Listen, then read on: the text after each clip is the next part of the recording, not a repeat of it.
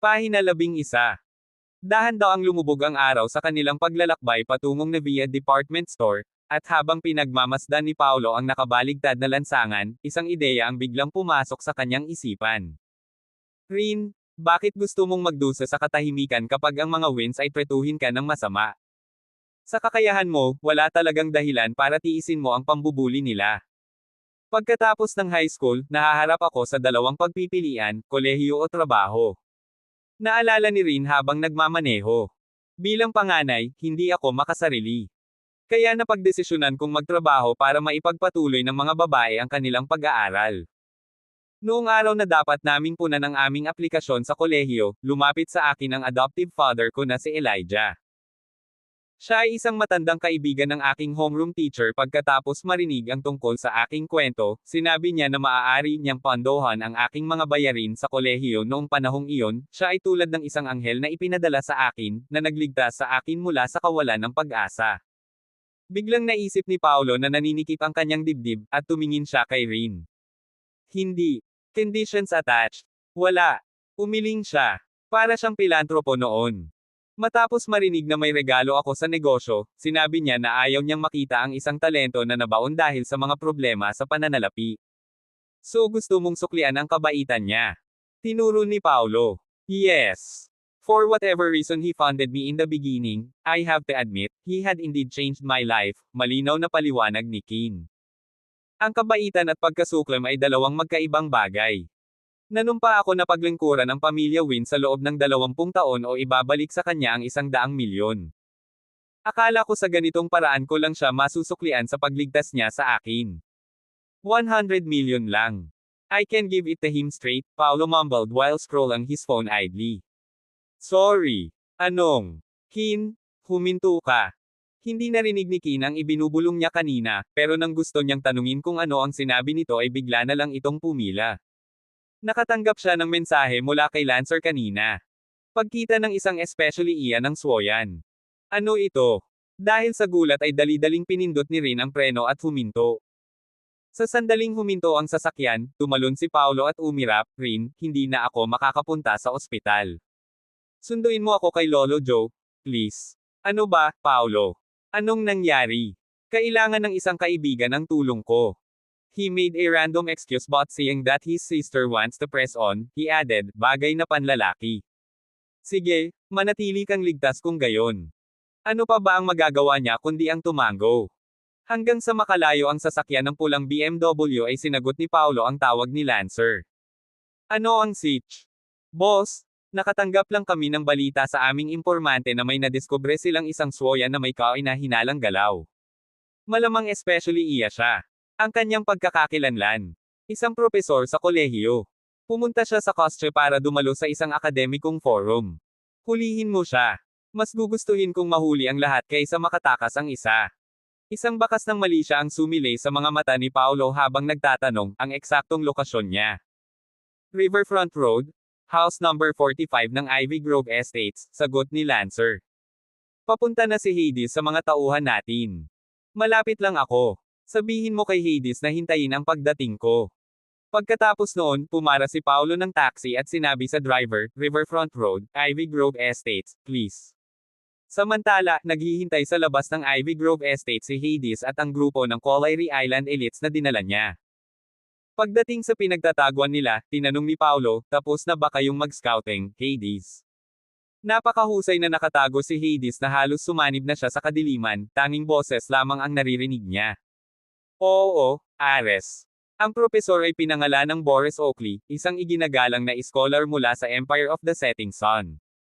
Halos makumpirma namin na kabilang siya sa unang batch ng mga especially iyan na nakalusot. Ngunit mahigpit ang seguridad sa Ivy Grove Estates. Ang mga autorisadong tauhan at sasakyan lamang ang maaaring pumasok. Huwag mo silang alertuhan. With that, Paolo devised a plan and ordered, 2 in a group.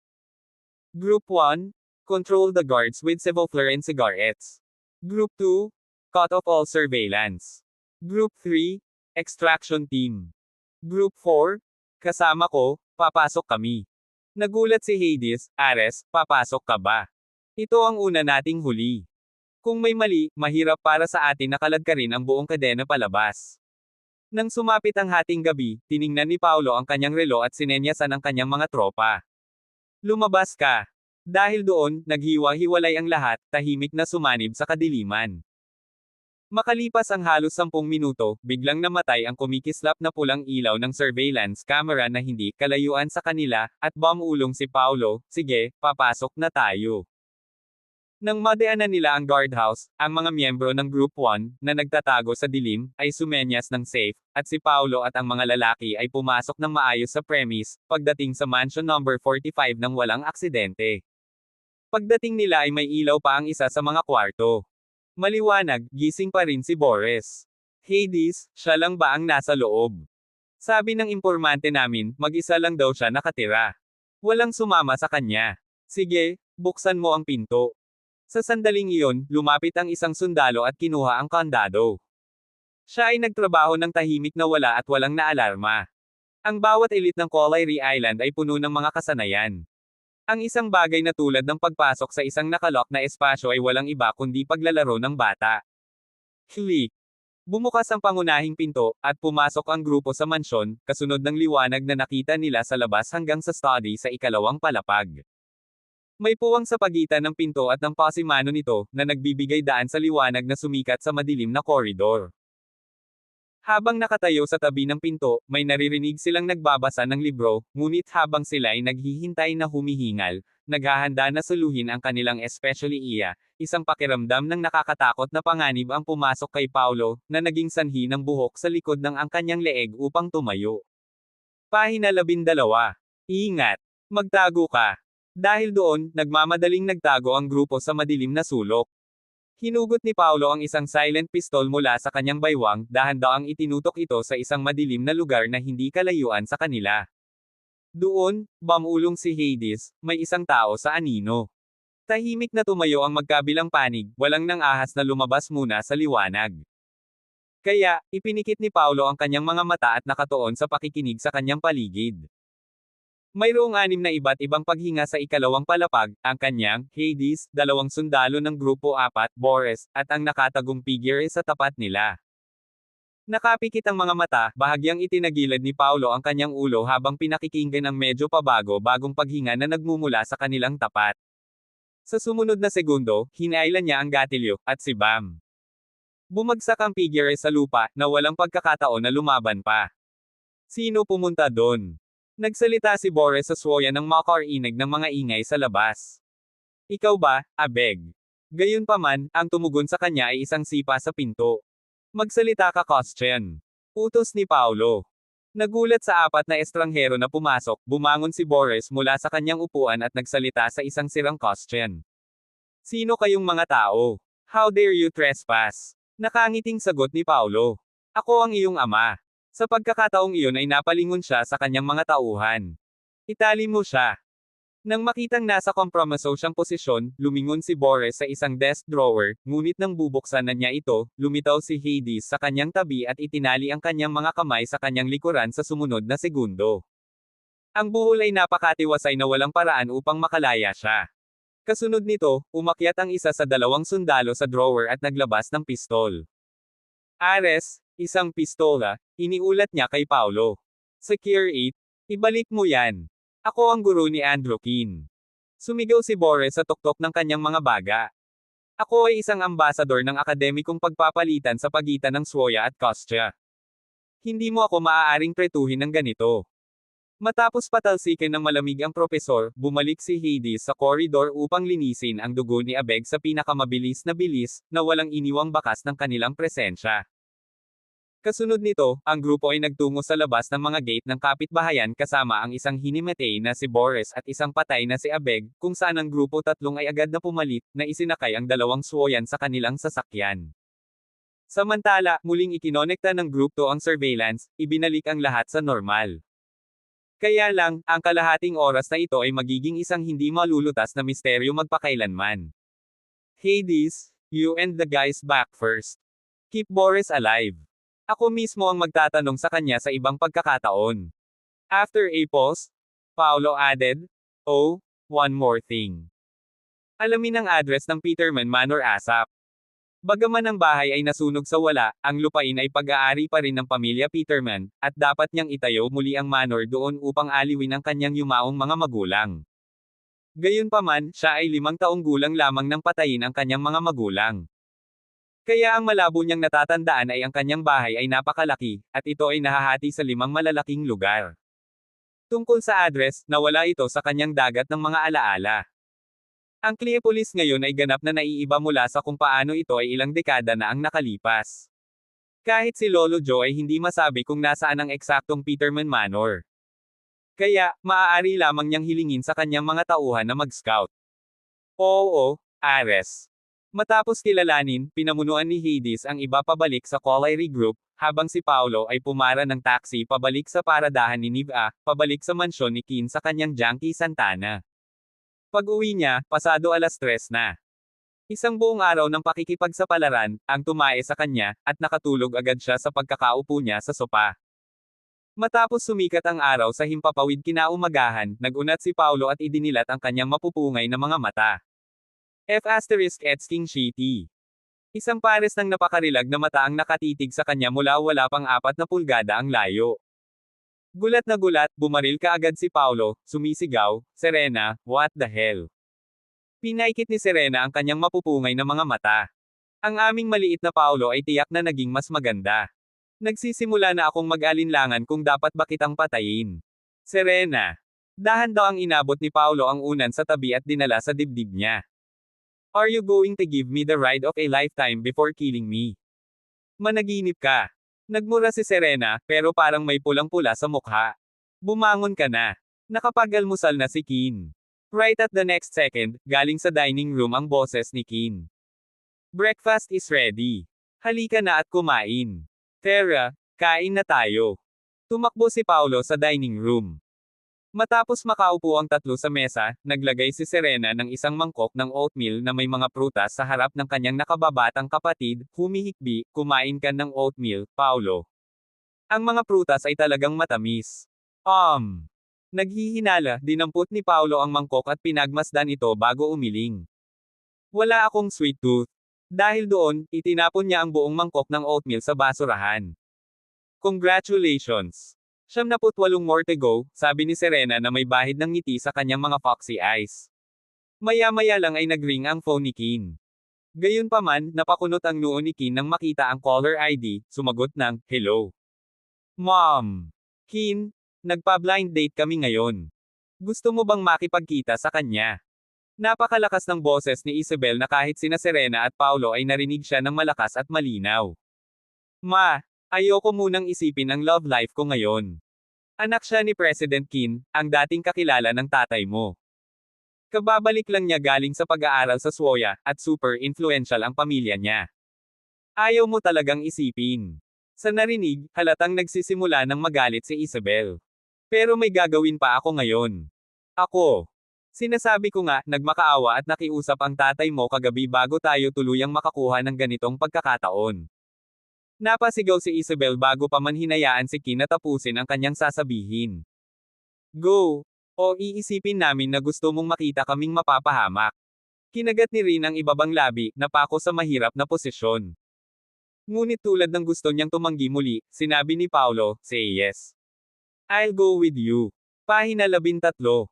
Nang hindi nakarinig ng sagot mula kay Rin, muling binatukan ni Isabel, "You the *man girl. I'll make sure you live in a living hell if you don't attend the blind date with Mr. Kin." Napabuntong hininga si Rin na walang magawa, "Got it, Mom. I'll go." Ano pa nga ba ang magagawa niya kapag hindi siya katapat sa true na iyon? Hindi naman napakahirap na sabihing oo, di ba? Ang ugali ng babaeng iyon ay umani ng 180 na mas mabilis kaysa sa kayang gawin ni Paulo.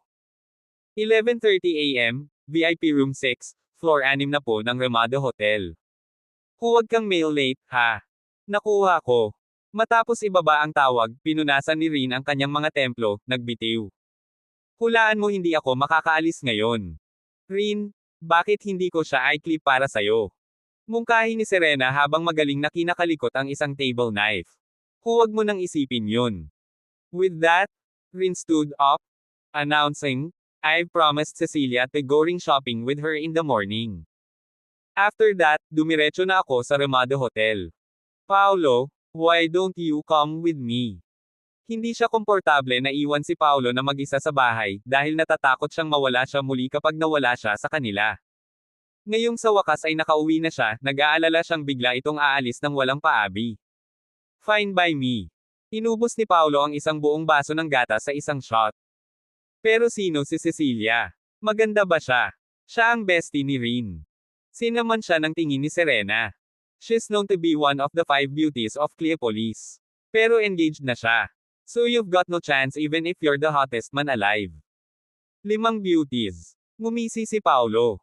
Akala ko ba ang pinakamagandang babae sa Cleopolis ay ang 7 kapatid ko? Bastos. Sabay na saway ni Serena at Rin. Isang mainit na dalaga ang nakaupo sa VIP room ng GovL Jewelry Atelier, paminsan-minsan ay nakatingin sa labas ng bintana. Bigla siyang namula at kumaway. Rin. Dito. Hindi napigilan ni Paolo, na kasama ni Rin, nang makita ang dalaga. Tiyak na tinupad niya ang pangalan ng 5 beauties of Cleopolis. Ang maikli at pulang bodycon na damit ay bumalot ng maganda sa kanyang mga kurba, at ang kanyang hindi nagkakamali na mga tampok ng mukha ay nagbigay pa nga ng lahat ng pinakamainit na celebrity sa bayan para sa kanilang pera. Matapos hilahin si Rin sa sopa, tiningnan ni Cecilia si Paolo bago bumalik kay Rin, nagtanong, Rin, ito ay. Ito ang unang pagkakataon na nakakita siya ng lalaking katabi ni Rin. Siya ang kapatid na kinalakihan ko. Nalaglagan pa nga, tinakpan ni Cecilia ang bibig. Siya ang kapatid na palagi mong pinag-uusapan. Sa gayon, pinalaki niya siya. Ang cute niya. No wonder hindi mo siya makakalimutan. Anong pinagsasabi mo? Namula si Rin at napailing, bilasan mo kunin mo ang singsing mo.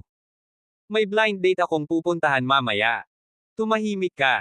Nanlaki ang mga mata ni Cecilia sa hindi makapaniwala. No way. Makikipag-blind date ang dakilang presidente na si Rinwin. Ideya ng adoptive mother ko. Hindi ko masabi Hindi. I knew it. Naintindihan naman agad ni Cecilia. Don't worry. I'll go with you. I'll make sure na aalis siya ng walang imak. Noon lang, isang biracial beauty na naka-uniforming suit ang lumapit sa kanila na may professional fake smile. Hello, Miss Larson. Ako ang Chief Jewelry Designer ng GovL Jewelry Atelier, si Rosalind. Pumili kami ng 10 disenyo ayon sa iyong kahilingan. Bakit hindi ka kumuha ng? Tingnan mo kung masaya ka sa alinman sa kanila. Kasunod nito, ang isang staff na nakasuot ng isang pares ng puting guwantes ay naglagay ng isang magarbong tray na sobrang malumanay sa coffee table sa harap ng sopa. Sa ibabaw ng mamahaling gold-laced velvet ay may 10 maayos na nakaayos na malalaking top-tier engagement ring, na talagang nakakasilaw. Nagliwanag ang mga mata ni na Cecilia at Rin nang makita sila, sa sobrang tuwa ay namumula ang kanilang mga mukha. At muli, walang babae ang maaaring tumanggi sa mga sparkly na bagay na tulad nito, hindi ba? Napakaganda. Niyakap ni Cecilia si Rin at tinanong, Rin, alin sa tingin mo ang maganda? Hindi ko na alam kung alin ang pipiliin ko. Napakaganda nilang lahat sa akin. Naiinggit si Rin sa mga singsing. Ikaw ang ikakasal. Ikaw dapat ang pumili. Ano sa tingin mo ang isang ito? Itinuro ni Cecilia ang isang bilog na singsing. Kaagad, nag-squat si Rosalind at nagpakilala, ang inspirasyon para sa disenyong ito ay nagmula sa Royal Family Order ng United Isles. Ito ang pinakabagong disenyo ng season. Ang mga VIP ay magkakaroon ng 5% diskwento, sa 6.66 milyon lamang. 600 million. Napabuntong hininga si Rin sa gulat. Maraming pera yan. Ito na ang bawas na presyo. Isang bakas ng pang-aalipusta ang lumitaw sa mukha ni Rosalind. Para sa mga diamante na ganito ang laki, hindi sila mahal.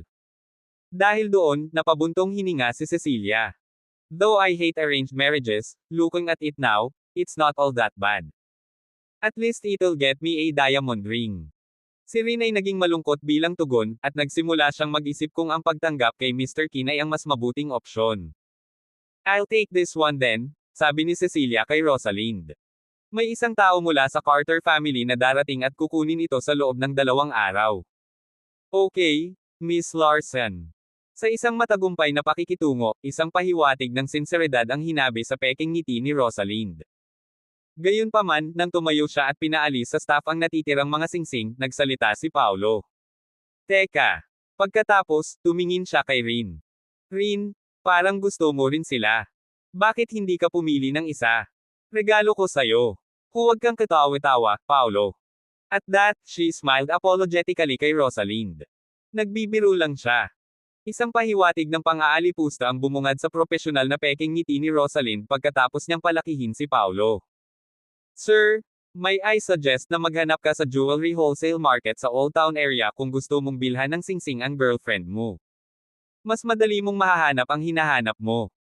Sa madaling salita, mga off-the-rack item lang ang nababagay sa iyong pangangailangan, dahil siguradong wala kang kayang bilhin dito gamit ang iyong budget. Bagamat tila siya ay magalang na nagpapayo, sa katotohanan, siya ay higit pa. Mapanglait. Kukunin ko silang lahat, malinaw na anunsyo ni Paolo habang nakasandal sa sopa. Forget about the discounts. Kukunin ko lahat. Pahina 14. Ano? Ang mga salita ni Paolo ay natigilan kay Rosalind kaya tumaas ng isang oktabo ang kanyang boses. Sir, mind I remind you na ang kabuoang presyo nitong siyam na singsing ay aabot sa 50 milyon. 50 milyon. Nakuha ko na. Balutin mo sila pagkatapos. Balot. Balutin mo sila. Malungkot ang mukha ni Rosalind sa puntong ito. Sir, we work closely with the police here. Kung nanggugulo ka lang, I'm going to call the police and over. Kasabay nito, pumunta siya sa pintuan at tumawag, Miss Sheffield, may bumibili kami ng siyam sa aming pinakamagandang singsing ng sabay-sabay. Maaari ka bang pumunta at harapin ito? Ano? Ang buong atelier ng alahas ay gumalaw nang marinig ang mga salita ni Rosalind, at kaagad, ang lahat ng mga customer at staff ay nagtipon-tipon, na gustong makita mismo kung sino sa mundo ang kayang magbayad ng ganoong kalaking gastos. Gayunpaman, nang makita si Paolo at ang kanyang lampas karaniwang kasuotan, lahat ay nagsimulang magbo ng walang paltos. Paf! I was thinking there's really a local tyrant spending big bucks here. Who would have thought it's just a stinkin', pleb? Pretentious B****. I bet hindi niya kayang bilhin kahit isa. Siguradong nagyayabang lang siya sa harap ng mga babae. Magugulat siya kapag dumating na ang bill. Ang mukha ni Cecilia ay naging malungkot sa pangalawa sa ilalim ng panunuyan ng karamihan. Bilang anak ng mayamang Larsen family, kailan pa siya napunta sa ganoong kahihiyang sitwasyon?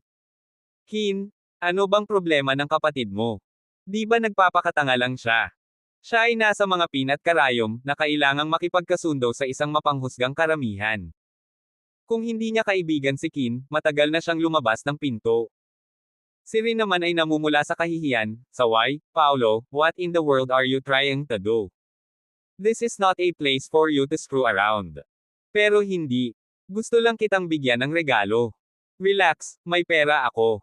Ikaw. Sa sobrang galit ni Rin, hindi siya nakaimik. As if maniniwala siya sa kalokohan ni Paolo after having met his junkie Santana. Maya-maya lang, may isang babaeng nakaklase na damit ang bumungad. Isang pakiramdam ng matamlay na klasikong kagandahan ang bumalot sa kanya, at ang kanyang bawat ngiti at pagsimangot ay nagpapakita ng walang katapusang kakisigan.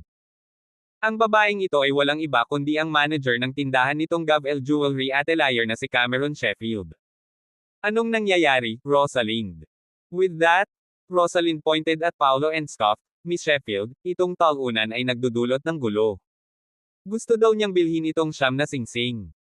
Ang kanyang mga salita ay natigilan kay Cameron, dahil iilan lamang sa buong Cleopolis ang kayang gumawa ng ganoong aksyon, at bawat isa sa kanila ay isang malaking shot na nang ibabaw sa laro. Ang lalaking ito, sa kabilang banda, ay napakabata pa. Pagkaraan ng ilang sandali ng pag-aalinlangan, magalang pa ring kinausap ni Cameron si Paolo. Sir, if you are sure, please follow me to my office to make the transaction. Ang kabuuan ay malinaw na napakalaki upang may sigawan ng madalian, ano pa sa harap ng napakaraming pares ng mga mata. Miss Sheffield. Bulalas ni Rosalind. Hindi mo naman akalain na kaya niyang bilhin ang mga singsing na ito, di ba? Isa lang siyang mayabang, mapagpanggap na B****. Dahil doon, tinitigan siya ni Cameron ng isang malamig na sulyap, nagbabala, mas mabuting ipikit mo ang iyong bibig kung ayaw mong mawalan ng trabahong ito. Ay! Gusto pang sumagot ni Rosalind, ngunit tumahimik siya nang makita ang malamig na tingin ni Cameron. Gayunpaman, ang galit ay nakasulat pa rin sa buong mukha niya habang tinatitigan niya si Paolo na parang nanunuya, gusto kong makita kung paano ka makakalabas ng ganoong kalaking halaga. Samantala, tumayo si Paolo at tamad na sinabi, let's go. I give you the money. You give me the goods. Paolo. Nagpapanik na talaga si Kin. Hindi maganda magtatapos ang mga bagay kung ipagpapatuloy mo ito. Tara na. Relax, Kin. Just wait here until I come back with the rings, nakangiting sabi ni Paolo bago sumunod kay Cameron sa kanyang opisina. Habang pinagmamasdan ang kanilang nawawalang mga figure, kinagat ni Rosalind ang kanyang mga labi. This pretentious be asterisk starred. As if he really have the money. Mamaya kung paalisan siya ng security, siguradong kukunan ko siya ng picture at ilalagay ko online para malaman ng lahat kung sino itong hari ng Grandiose. Nagtawanan ng mga tao at nagsimulang magkomento. Tiyak na magiging meme siya. Kung mag-viral ito, magiging clown siya ng bayan. I guess you can call him a social media influencer by then. Haha, kailangan kong makasigurado na magpa-picture kasama siya at sumakay sa alon. Sa kabilang banda, hindi malungkot ang mukha ni Cecilia. Rin, magpapa-freshen up ako. Talagang hindi na niya kayang manatili pa, dahil ang gayong pangungutya ay mas masahol pa kaysa sa masunog na buhay. Samantala, umupo si Paolo sa tapat ni Cameron sa opisina ng manager ng tindahan. Hindi ka ba nag-aalala na baka wala talaga akong pambayad? Curious niyang tanong. Ano ang dapat ipag-alala? Bahagyang ngumiti si Cameron, na nagpakita ng isang mababaw na dimple. What if you do? Hindi ba ako nanalo sa taya? Congratulations, nanalo ka talaga. Hinugot ni Paolo ang isang gold bank card at inilagay sa mesa. Sige, I swipe mo. This is. Nanlaki ang mga mata ni Cameron nang hindi makapaniwala nang makita ang nakaprint sa card. Ito ba ang pinagsamang elite ng Federacy? Gold card. Napalunok siya habang maingat na sinusuri ang card na nasa kamay niya. Hindi ako pwedeng magkamali. Ito ang maalamat na elite gold card na ngayon lang niya nakita sa kanyang economics textbook. Ang card na ito ay halos tulad ng mga extraterrestrial na anyo ng buhay, umiiral lamang sa teorya. Walang nakakita sa totoong bagay, ngunit ngayon, talagang hawak niya ito sa kanyang mga kamay. Sa sobrang kaba niya ay nakalimutan na niyang huminga. How can I address you, sir? Hingal na hingal si Cameron habang nakatitig kay Paolo. Peterman. Hello, Mr. Peterman. Hayaan mo akong magpakilala. Ako si Cameron Sheffield, ang panganay na anak ng pamilyang gumagawa ng alahas sa Cleopolis, ang Sheffield family. Ako. Tapikin, tapikin, tapikin. Bago pa niya matapos ang sasabihin ay may kumatok sa pinto. Pahina 15. Come in, sabi ni Cameron sa pinto pagkatapos huminga ng malalim para kumalma. Dahil doon ay bumukas ang pinto para makita si Cecilia sa likod nito. Pagkalabas ng washroom, napansin niyang nasa opisina pa rin ng manager ng tindahan si Paolo. Kaya naman, na-curious siya at gusto niyang suriin ang mga bagay-bagay. May maitutulong ba ako sa iyo, Miss Larsen? Pumasok si Cecilia sa opisina na ang kanyang mga takong ay nagkiklik at nagkakalampag sa sahig. Tapos na ba kayo sa transaction? Tanong niya na may awkward na ngiti. Hindi pa. Itinuro ni Paolo ang bank card sa mga kamay ni Cameron. Malapit na. Ikaw. Kakayanin mo talaga. Nalaglag ang panga ni Cecilia sa hindi makapaniwala. Akala mo ba naglalako ako? Siya ay lubos na natulala. Hindi lang umaarte si Paolo. May pera talaga siya. Walang password ang card na ito. Pakibilisin at gawin ang transaksyon, Miss Sheffield, udyok ni Paolo habang tinitingnan ang kanyang relo. Baka hindi na makapaghintay si ate. Oh, okay, sure. Hindi na nagtagal pa si Cameron, nagmamadaling gumawa ng transaksyon bago ibinalik ang card kay Paolo gamit ang dalawang kamay. Walang sapat na salita para ilarawan kung ano ang naramdaman ni Cecilia noon. 50+ million, nawala, ganoon na lang. Kahit na ang mga Carters ay hindi nang ahas na gumastos ng labis. Samantala, tumayo si Paolo sa kanyang kinauupuan at bumaling kay Cecilia. Paboran mo ako ha? Oo naman. Pwede ka bang magpanggap na ikaw ang gumawa ng transaksyon? Sure. I'm sorry. Ano? Pumayag na siya bago pa man naproseso ng utak niya ang sinabi nito, at nang sa wakas ay napagtanto niyang hindi ito tama. Bakit ko naman gagawin yun? Ikaw ang nagbayad. Dahil doon, napakamot ng ulo si Paolo. Wala pa akong trabaho. Hindi ko maipaliwanag kay Kin kung paano ko nakuha ang pera. Natahimik sina Cecilia at Cameron. Ikaw ay walang trabaho, ngunit maaari kang mag-chalk ng 50 over a million bucks ng ganoon lang. Anong klaseng super rich background meron ka? Hindi nag-isip si Paulo nang hinayaan niyang mapunta sa kanya ang simbuyo ng damdamin matapos makita kung gaano kainggit si Kin at kung paano siya tiningnan ni Rosalind. Ngayon lang niya napagtanto na mahihirapan siyang ipaliwanag ang lahat ng ito kay Rin. Buti na lang at dumating si Cecilia na nagbibigay sa kanya ng magandang dahilan. Tumango si Cecilia bilang pagsang-ayon. I don't get why you want to lie, but since you asked, I'll help this once. Ang kanyang tingin kay Paulo ay nagbago sa puntong ito, curious na may bahagyang pang-aakit. Nagsimula pa nga siyang magsisi, iniisip kung tama ba na sinabi niyang oo sa pagiging engaged kay Shane Carter nang napakaaga. Pagkabalik ng tatlo sa VIP room, nagbiro si Rosalind, so, bumalik ka na bang taunan? Alam kong wala kang pera. Nag-aabang din ang mga tao ng magandang palabas. Gayunpaman, sa pagkadismaya ng lahat, tiningnan ni Cameron ng malamig na sulyap si Rosalind at lumingon sa mga tauhan sa tabi, na nagtuturo, nabili na ni Mr. Peterman ang lahat ng siyam na singsing na ito. Bilasan mo at ipak ang lahat ng ito sa aming pinakamahusay na pamantayan. Dapat nagbibiro ka. Nanlaki ang mga mata ni Rosalind sa hindi makapaniwala. Ang isang tauuna na tulad niya ay kayang bilhin ang mga singsing na ito. Smack! Isang sampal sa mukha ang ibinigay ni Cameron kay Rosalind at inihayag, mula sa sandaling ito, hindi ka na empleyado ng GovL Jewelry Atelier. Ano? Anong ginawa mo? Napahawak si Rosalind sa nag-aapoy niyang pisngi, tulala. Ang mga tao naman ay lalong nataranta. King hell. Binili niya talaga lahat. Shitty. This dude must be a son of some super affluent family. Tingnan mo ang ugali niya. Hindi siya katulad ng isa sa atin. Namangha pa nga ang ilang babae na dumating para bumili ng mga singsing sa kasal kasama ang kanilang mga kasintahan. Napakaswerte ng babaeng ito na makapag-asawa ng lalaking ganito. Napakaswerte ng girlfriend niya. Payag akong mawala ang ilang dekada ng buhay ko kung mapapangasawa ko siya. Walang pakialam ang mga babae sa malungkot na ekspresyon ng kanilang fiancé. Paulo, anong nangyayari? Pakiramdam ni Rin ay nananaginip siya, nahihirapang paniwalaan ang lahat ng nangyayari. Talagang binili ni Paulo ang napakamahal na top tier na mga singsing na diamante. I'll explain it to you later, bulong ni Paulo. Di nagtagal, bumalik ang mga tauhan na may dalang siyam na mga kahon ng singsing na may nakabalot na diamante. Mr. Peterman, here are your purchases, magalang na anunsyo ng staff. Kasabay nito, random na kinuha ni Paulo ang isa at inihagis ito kay Cameron, na nagsasabing, ito ay sa iyo ngayon. Ha! Hindi may larawan ng mga salita kung gaano ka-gobsmack si Cameron. Ang singsing na ito ay nagkakahalaga ng higit sa 7 milyon, at ibinibigay mo ito sa akin ng ganito. Kahit na siya ang panganay na anak ng isang pamilyang gumagawa ng alahas, hindi pa niya nakita o narinig ang sinuman na nagbibigay ng 7 milyong singsing sa isang estranghero tulad ng ganitong pagkakataon. Mayroon akong 7 kapatid na babae, isa para sa bawat isa. Ang dalawa pa ay mapupunta sa basurahan. Itago mo na lang. Nilinggan ni Paulo si Cecilia. Bakit? Hindi ka rin ba pipili ng isa? Nakukuha ko rin. Namula si Cecilia, napakalaki at ningning ng mga mata na maihahambing sa mga bituin. Hingal.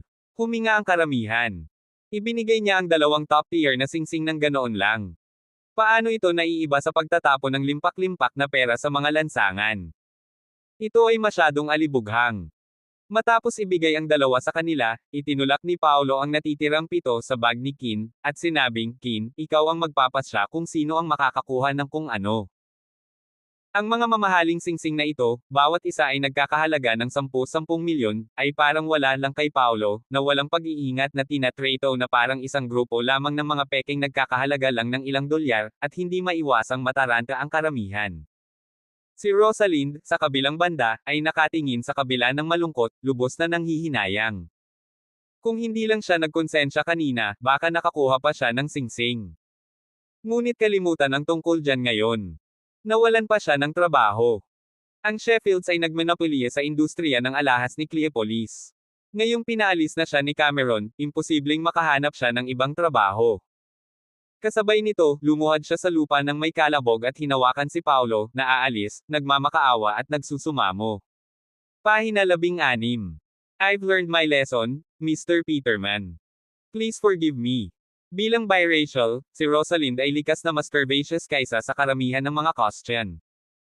Kaya, ang kanyang bootylicious figure ay ganap na ipinakita ng lumuhad siya sa mga binti ni Paolo. Bakit ka humihingi ng tawad sa akin?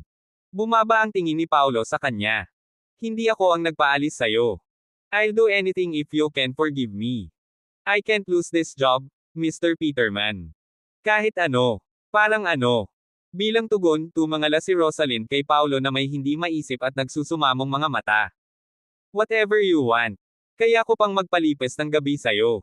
Dahil doon, itinaas pa niya ang kanyang dibdib, ipinakita ang kanyang kahangahangang mga bundok kay Paolo. Ang puting dress shirt sa ilalim ng kanyang fitting.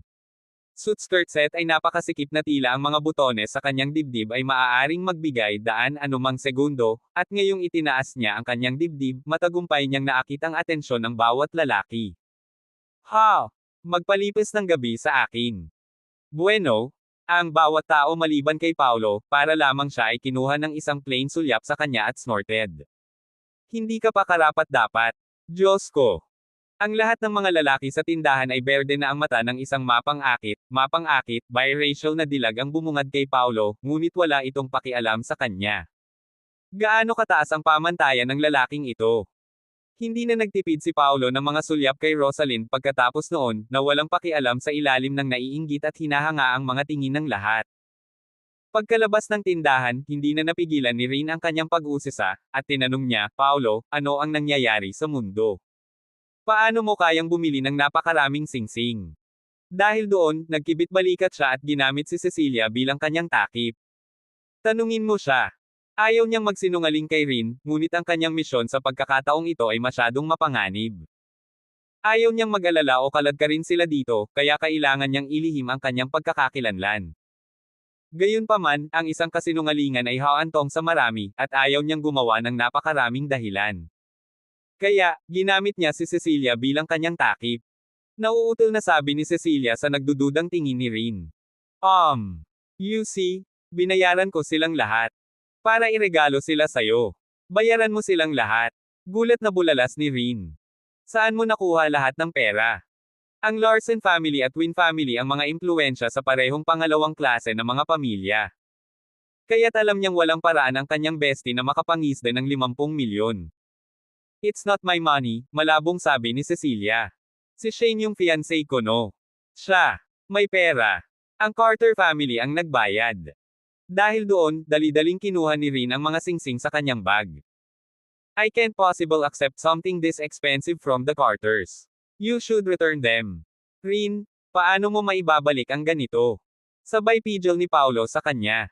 Dahil galing kay Miss Larsen, itago mo na lang. Kunin mo bilang regalo sa abay mo. Oo, nagmamadaling bulalas ni Cecilia. Ito ay tiyak na iyong abay na naruroon. Ang mga Carters ay napakayaman. Bakit hindi gumastos ng ilang higit pang mga box? Well, I'll take it then. May kukunin ako sa'yo pagdating ng panahon. Pakiramdam ni Rin ay naipit sa mahirap na posisyon. Tumanggi siyang tanggapin ang mga singsing na ito nang walang bayad, ngunit ayaw din niyang palampasin ang kanyang kabaitan. Kaya nagpasya siyang ibalik kay Cecilia ang isang bagay na katumbas ng presyo pagkatapos niyang kumita ng pera. Nang makitang hindi na siya naghihinala. Palihim na kinuna ni Cecilia si Paolo ng isang pahiwatig ng tingin bago iniba ang paksa na may hagulgol. Nga pala, Rin, sino itong lalaking nakikita mo mamaya? Anak ni President Kin ng Kin Corporation, I think. Well, look at you. Kin Corporation has been riding high lately, and I heard Mr. Kin is a talented young man who studied abroad. Tuwang-tuwang hinawakan ni Cecilia ang braso ni Rin. Come on, I want to see kung siya ba talaga ang sinasabi ng Rumors. Ang Ramada Hotel ay isa sa mga pinaka-eksklusibong hotel sa Cleopolis. Matatagpuan sa Central Business District, ang 66 na floored na hotel ay isa ring local landmark. Ang pinakamababang gasto sa isang pagkain doon ay hanggang 6 na numero, at sino mang hindi mayaman o marangal ay hindi pinapayagang kumain doon. Masasabing ang kainan sa Ramada ay nagpapahiwatig ng pagkakakilanlan at katayuan ng isang tao. Bukod dito, ang ika-60 palapag at pataas ay hindi mabibili ng salapi. Hindi lahat ay makakapag-book ng table kahit may pera, dahil kailangan nilang magkaroon ng identity, status, influence, at connection. Nanaginip si Cecilia habang nakatingin sa matayog na gusali. Kung pwede ko lang idaos ang kasal ko sa floor 66.1 ay pwede nang mamatay ng payapa. Stop dreaming. The Carters are not that powerful, pabirong sabi ni Rin. Dahil doon, sinulyapan ni Cecilia si Paulo. For all we know, Rin, baka sa itaas na palapag mo na idaos ang kasal mo. Fat chance. Napakarami lang sa Cleopolis na may ganyang kakayahan. Sa kabilang banda, napakamot sa baba si Paulo at nagkomento, hindi ba ito isa na namang nakakatakot na hotel? Kung gusto mo talagang kumain sa 66th floor, Rin, magpapabook ako ng table. Oo naman. Magsikap ka, at hihintayin ko ang araw na sapat na ang tagumpay mo para tretuhin ako dito. Gusto ko ring sumunod. Nagtaas ng kamay si Cecilia. Gusto ko ring makita ang sarili ko. Maaaring isipin ni Rin na nagbibiro lamang si Paulo, ngunit alam na alam ni Cecilia na napakahusay niyang gawin iyon. Gaano kahirap para sa kanya na kumain sa itaas na palapag ng Ramada Hotel kung kaya niyang gumastos ng 50 milyon sa mga singsing na parang wala lang. Sa pagkakataong iyon, nilapit ni Paulo ang mukha sa pisngi ni Cecilia, inaamoy ang malabong pabango nito habang tinutokso, "If you marry me, we'll hold our wedding on the 66th floor." Ibig mong sabihin. Nagningning ang mga mata ni Cecilia. Bahagya pang dinampi ni Paulo ang kanyang tenga gamit ang kanyang mga labi habang bumubulong, "I never go back on my words." Kasabay nito, ang mga hininga ng isang lalaki ay dumating kay Cecilia, na naging sanhi ng pamumula ng kanyang mukha at ang kanyang puso ay tumibok ng malakas. Pahina 17. Papasok na sana ang tatlo sa VIP Room 6, na matatagpuan sa ika-6 na pung palapag ng Ramada Hotel, may isang taong naka-uniforme ng supervisor na naglahad ng kanyang kamay, na hamarang sa kanilang dinadaanan. Sorry, si Mr. Keane ang nag-book ng kwartong ito, at si Miss Win lang ang inimbitahan niya. Nakatayo sa likuran niya ang 6 na regular na server, na hindi nagbibigay sa kanila ng anumang pagkakataong makapasok sa pribadong silid. Nakasimangot na sagot ni Rin. Kaibigan ko tong dalawang to, and they're tagging along with me.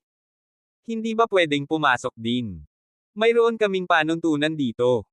Hindi mababago ang bilang ng mga nakabook na bisita, o makakaapekto ito sa ibang mga bisitang kakain, ang pagsisiwalat ng supervisor habang pinalaki niya si Paulo, na tila naiinip. Kailangang umalis kaagad ang sinumang walang reserbasyon. Sa madaling salita, itataboy nila siya. Well, magpapabook lang ako ng table. Sinilip ni Paulo ang bakanteng espasyo. Ang dami mong kwarto na walang tao. I'll book one right in. Ngayon. Hahaha. Humagalpak ng tawa ang supervisor. Alam mo ba ang rules ng reservation natin? Pagkatapos, kinuha ni Paulo ang isang pakete ng sigarilyo na eksklusibong ibinebenta sa militar mula sa kanyang bulsa at sinindihan ang isa. What's the rule? Please, do enlighten me, malinaw niyang sabi. Nang makita ng supervisor ang walang brand na puting pakete ng sigarilyo, sumagot siya ng masama at inihayag sa pamamagitan ng pagpapaliwanag, ang isang upuan ay 200,000, hindi pa kasama ang anumang paggastos. As if you have what it takes to get a seat here. 200,000. Yun lang. Napangiti si Paulo. Magkano ang isang buong palapag? Nagulat, nilabanan ng supervisor ang kanyang tawa at nagtanong, ano ang sinabi mo? Gusto mong i-book ang buong palapag. Tama. Gusto ko yung buong floor. Hahaha. Hindi na napigilan ng supervisor, tumatawa na ang tiyan. Ganun din, ang mga server sa likod niya ay tumikim ng mapanlate. Haha, I've never seen someone as much of a pretentious B***star as you are. Gusto mong i-reserve ang buong 60th floor ng Ramada Hotel. What a joke. You better leave now. We don't have time to pagyayabang ng baliw. Napakunot ang noo ni Rin sa hindi kaaya-ayang mga salita at sumagot, ganito ba ang pagsisilbi mo sa mga customer mo sa Ramada Hotel? Ngunit sa sandaling natapos ni Rin ang kanyang mga salita, isang mukha na boses ang dumating. Yo! Sinong B***star ang nagpagalit sa dakila at magandang Rinwin? Napabalikwas ang tingin ng lahat upang makahanap ng isang lalaki, mga 30 taong gulang, na lumalapit sa kanila kasama ang ilang matipunong bodyguard sa likod niya. Siya ay walang iba kundi si Hugo Stein, ang unang batang master ng Stein family ng Cleopolis at ang CEO ng Ramada Hotel at marami pang ibang korporasyon. Bilang isang taong ipinanganak sa isang napakayamang pamilya, sumigaw si Hugo ng alibughang coxcomb mula sa itaas hanggang sa ibaba. Ang suit na suot niya mag-isa ay katumbas na ng kalahating buhay na sweldo ng isang average salaryman. Right then, he was leering at Rin while swaying towards them.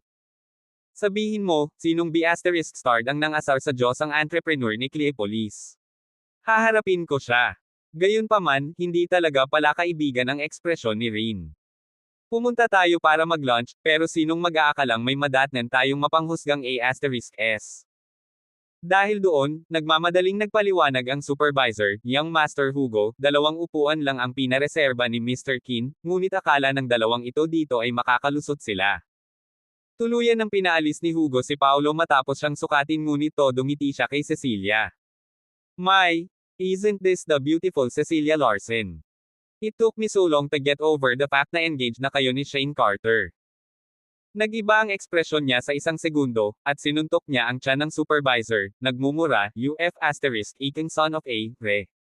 How can you let Miss Larsen wait out here? Habang pumipitik, buong tapang niyang sinilip ang mahahabang binti ni Cecilia.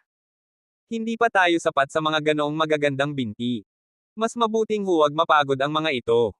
Dahil hindi siya komportable sa kanyang masamang tingin, nagtago si Cecilia sa likod ni Paolo. Kung ganoon, pwede na ba tayong pumasok?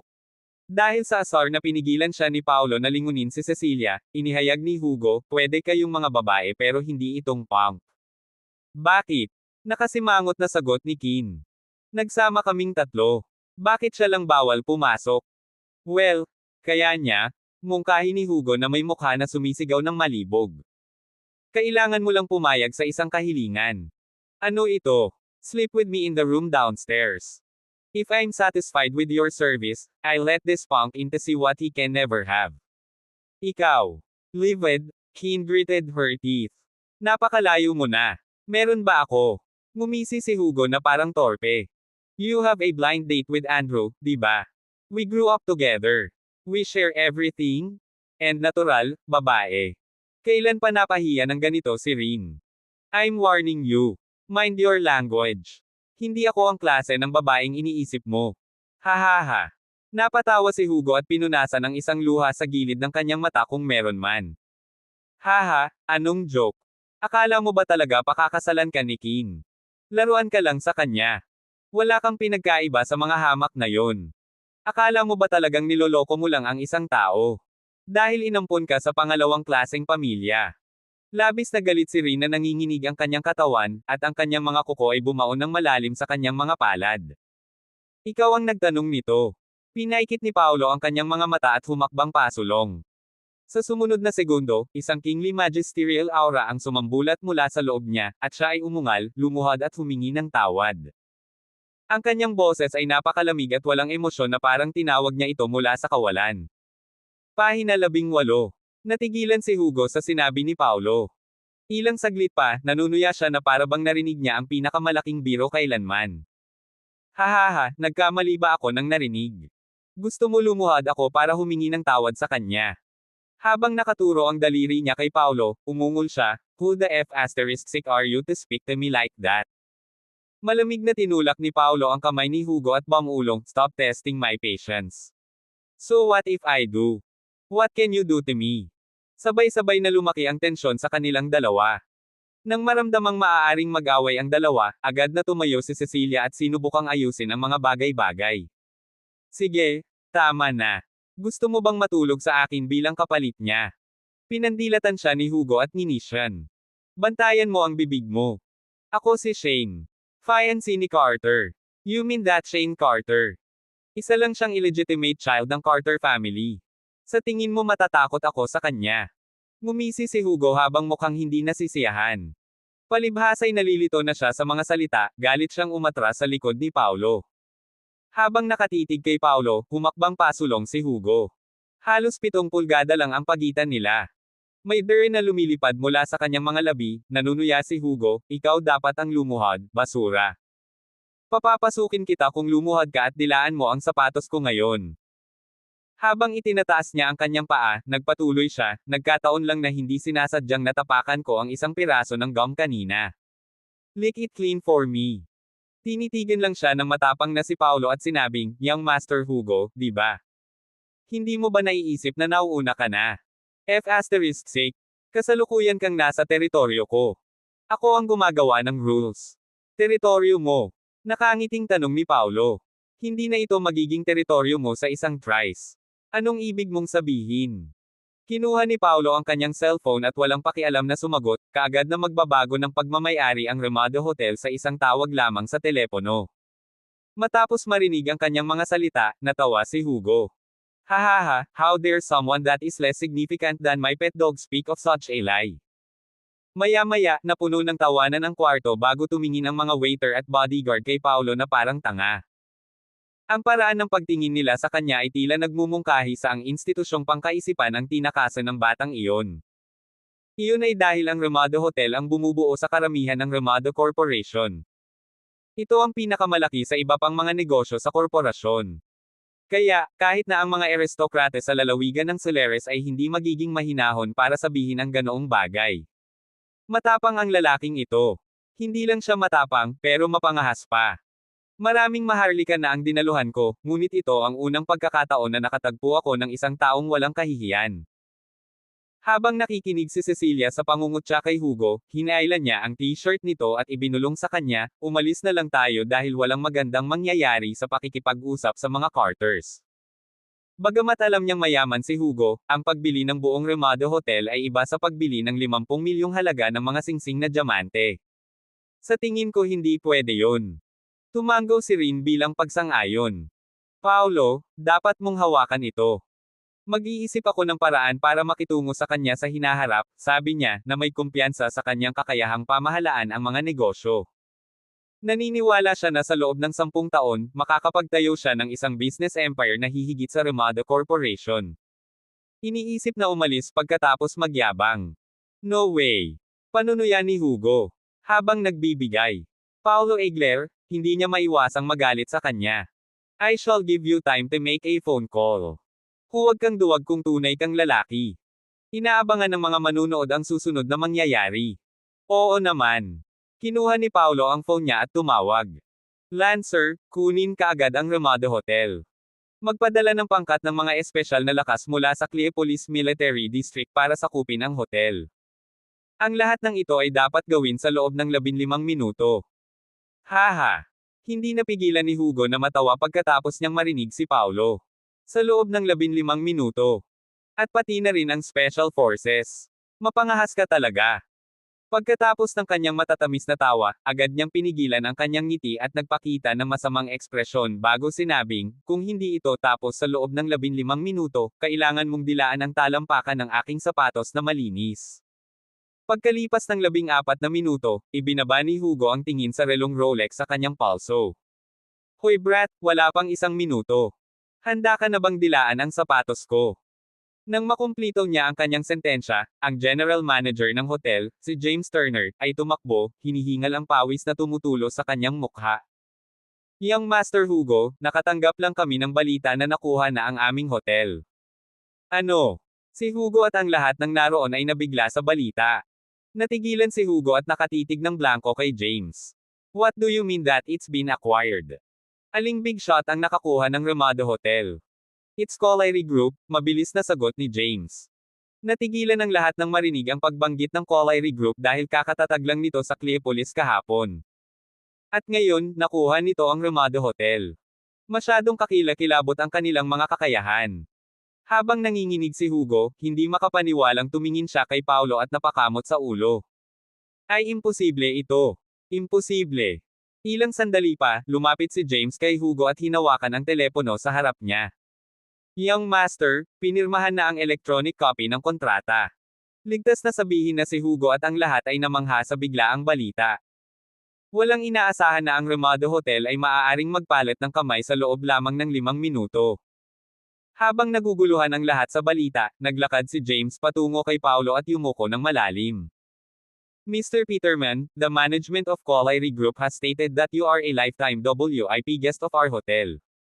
You can enjoy all the privileges without having to make an appointment." Narinig ang mga paghingal matapos ang pahayag ni James. Sa buong pagkakatatag ng Ramada Hotel, nakatanggap sila ng maraming dignitaryo, celebrity, at mga tao sa mataas na lipunan. Gayunpaman, wala sa kanila ang nagkaroon ng gayong mga pribilehiyo. Halos maluha at manginig ang head server na nanlait kay Paolo na parang nakuryente. Hindi. Hindi dapat. Paatros ng 2 hakbang, bumulong si Hugo, kailangan kong umuwi at tanungin ang tatay ko tungkol sa nangyari. Paano maibebenta ang Ramada Hotel? Iniisip na umalis pagkatapos magyabang. No way. Hinawakan ni Paolo si Hugo sa kwelyo at inulit ang kanyang mga sinabi. Ano? Ano ang sinusubukan mong gawin? Biglang nagkagulo sa labas. 10 o higit pang military helicopter ang maririnig na lumilipad sa bubong. Sa susunod na sandali, sila ay nagpapusade sa harap ng mga bintana ng Ramada Hotel. Boom! Boom! Boom! Maririnig ang mga tunog ng pagsabog at sunod-sunod na sumabog ang mga bintanang mula sahig hanggang kisame. Pagkatapos noon, 20 o higit pang ganap na armadong miyembro ng Special Forces ang pumasok sa bulwagan sa pamamagitan ng mga sirang bintana. Walang narinig na ingay sa paglapag nila sa lupa, at sa bilis ng kidlat, gumulong-gulong sila at napadpad sa hugis fan at binantayan sa harap ni Paolo habang nakasquat. Makikita ang mga hanay ng baril na nakahanay sa bulwagan, na nakatutok kay Hugo at sa kanyang mga tauhan. Kasabay nito ang sunod-sunod na pagtunog ng walkie-talkie. Antas ng 1, malinaw. Antas 2, malinaw. Antas 3, kontrol na malinaw. Sinundan ito ng, Sniper 1 in place. Sniper 2 in place. Ang mga hindi inaasahang panauhin ay tinakot ang bawat isa at ang lahat sa labas ng kanilang mga talino, hindi pa banggitin na ito ay ang espesyal na lakas at hindi ang karaniwang mga tawag sa kalye. Pahina 19. Ang buong 66 na palapag ng Ramada Hotel ay nasa kontrol ng Special Forces. Nang mga sandaling iyon, sobrang natulala si Hugo na ang kanyang tiyan at mga binti ay nagkrampang. Ano? Anong nangyayari? Sa sumunod na segundo, 10 o higit pang mga pulang laser beam ang bumaril sa mga bintana, na nakaturo sa kanya mula ulo hanggang dibdib, na para bang sila ang sagot sa kanyang tanong. Lahat sila ay nakatutok sa mga nakamamatay na bitik sa kanyang katawan. Nang mapansin iyon, natigilan si Hugo at saka dahan-daang itinaas ang kanyang mga kamay para sumuko. Kinilabutan siya. Ang matipunong mga bodyguard sa likod niya na mabangis kanina ay masunurin na sa mga tupa. Nagkibit balikat sila at nanginginig sa takot. Samantala, ang head server at ang iba pang nakatingin kay Paolo ay kinilig at halos mahimatay sa takot. Sa oras na ito, inilabas ng pinuno ng Special Forces ang kanyang walkie-talkie at sinabing, ang target ay nasa 60th floor, ang target ay nasa 60th floor. Kopyahin mo yan, kopyahin mo yan. Kung may mga senyales ng pagtutol, barilin mo siya agad. Nang maibigay na ang pagtuturo, lumipad ang lahat ng helicopter sa ika-60 palapag at doon nag-hover. Ang mga M134 machine gun na nakamount sa pintuan ng cabin ay nakatutok kay Hugo at sa kanyang mga tauhan. Kung ang sino man sa kanila ay makikitang gumagalaw, sila ay babarilan hanggang sa mapuno sila ng mga bala. Ang pinaka nakakatakot na bahagi ay ang ilan sa mga helicopter na nilagyan ng mga automatikong kanyan.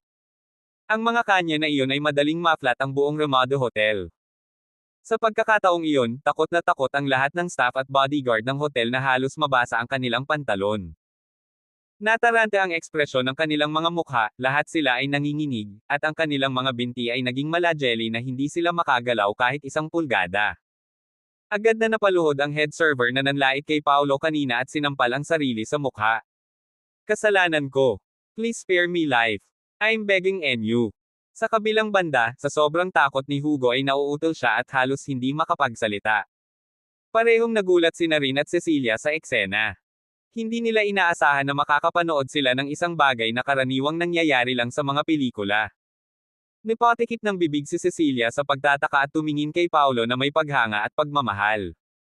Nilinggan ni Paolo si Rin at sinabing, Rin, pumasok muna kayong dalawa sa private room. Magiging bayolente ang mga pangyayari mula rito. Paolo. Nag-aalalang tumingin sa kanya si Rin na may gustong sabihin. Rin, maniwala ka sa akin. Kung ganoon. Paolo, mag-ingat ka. Nang magtama ang mga mata ni Rin sa mga hazel na mata ni Paolo, sa kanya lang siya nagkaroon ng tiwala.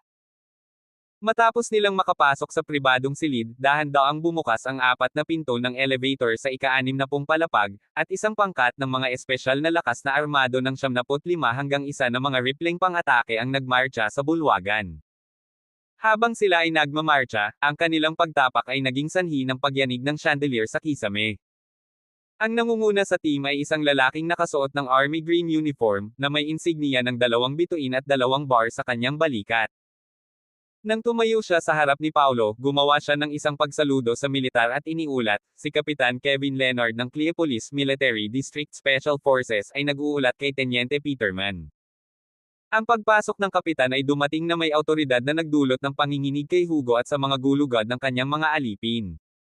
Sinulyapan ni Kevin si Hugo at ang mga bodyguard sa likod niya bago nagtanong, so kayo ang nagtangkang manakit sa ating tenyente? Badam! Badam! It was a mere question, but it got their heartbeats raised by BPMs. Nag-aagawan sa sahig, napaluhod sila sa takot sa lalaki. Kung sila ay napatunayang nagkasala ng pananakit sa tenyente ng distrito ng militar, ito ay isang parusang kamatayan para sa kanila. Captain Leonard. We are merely bodyguards employed by a security company. Wala itong kinalaman sa amin. Nauutil sila at humingi ng tawad, sa takot na sila ay madawit. Habang hindi pinapansin ang mga ito, malamig na tinitigan ni Paulo si Hugo at nagtanong, hindi mo ba hiniling sa akin na dilaan mo ang iyong sapatos na malinis ngayon?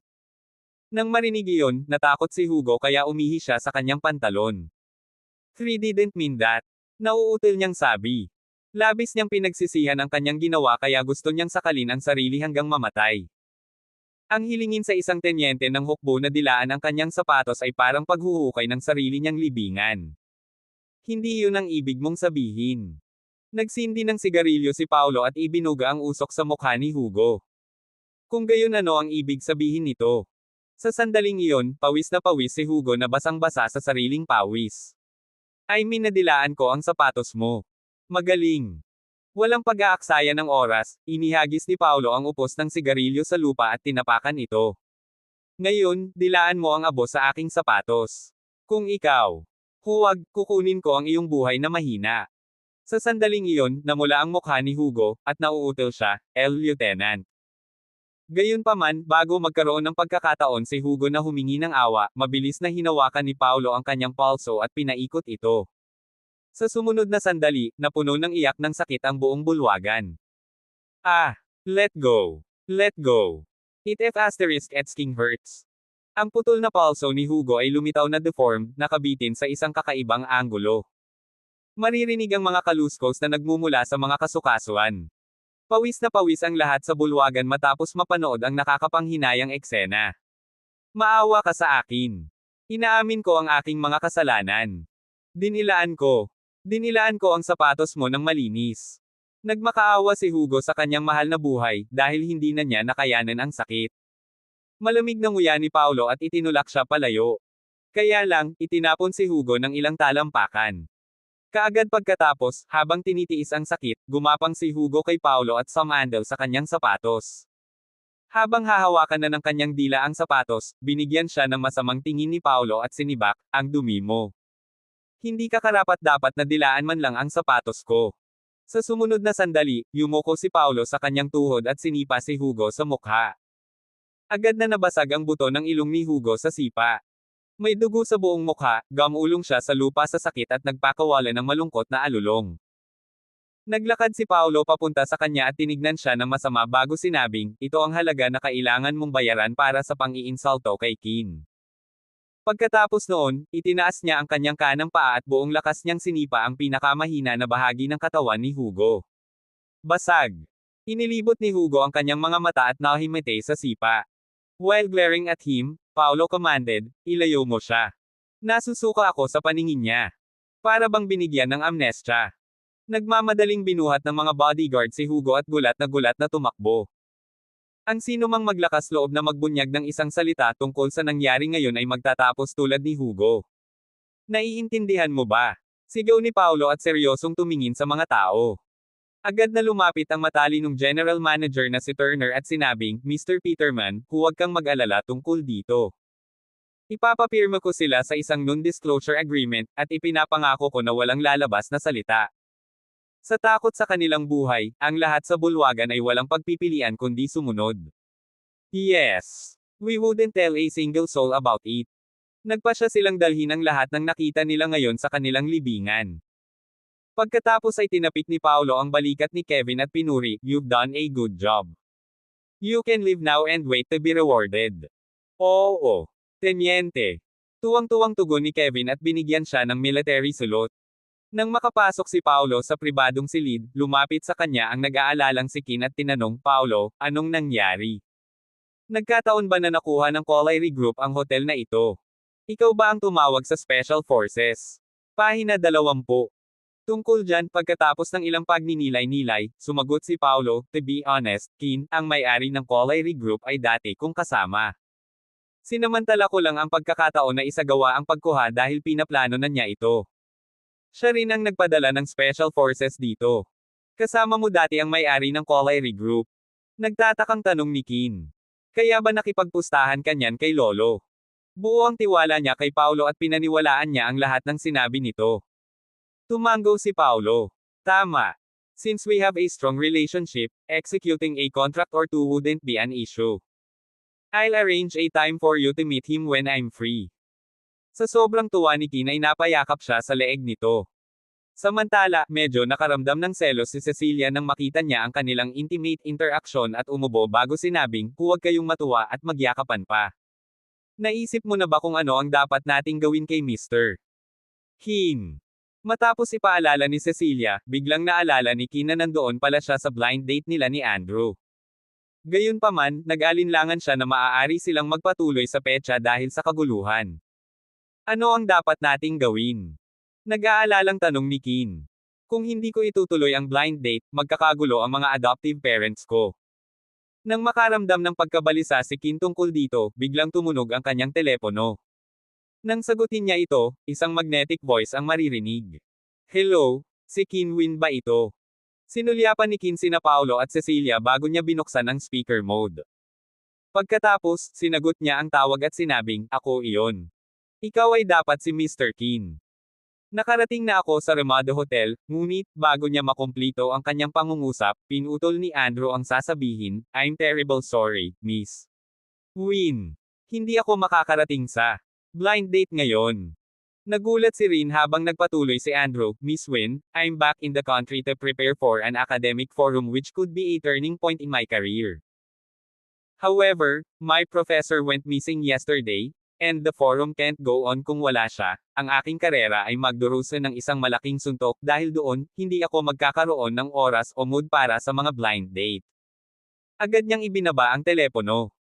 Habang pinakikinggan ni Rin ang tunog ng beep pagkatapos ng tawag, napabulalas siya sa pananabik, hindi siya makakapunta. "Hindi ako masisisi ng mga adoptive parents ko." Kumunat ang noo ni Paolo at nagtanong, ano ang buong pangalan ni Mr. Kin? "His name is Andrew Kin, and he just finished his studies at SWOYA." "What's the matter? Kilala mo siya?" Nagdududang tanong ni Rin. He smirked and replied, "You could say that, I guess." Kakilala niya. Kahapon, nahuli niya ang isang especially iya mula sa SWOYA na ang pagkakakilanlan ay isang propesor na nakikilahok sa isang akademikong forum doon. Nang mahuli siya, sumigaw pa siya na siya ang propesor ni Andrew. Malamang magkarelasyon silang dalawa, at halatang si Boris ang professor ni Andrew na nawala. "Bean, hindi mo kailangang mag-alala tungkol dito dahil hawak ko na siya. Kung magpasya siyang magpatuloy sa blind date sa hinaharap, mayroon akong paraan ng pakikitungo sa kanya." Kaagad pagkatapos, nakatanggap siya ng tawag mula kay Hades. "Ares, nahanap namin ang dating address ng bahay ng Peterman family. Gayunpaman, may ibang tao. Dapat kang pumunta at tingnan mo." Nang mapansin na mukhang distracted si Paolo, nagtanong si Kin, "May nangyari ba?" Lilipat ng bahay ang kasama ko. Tutulong ako."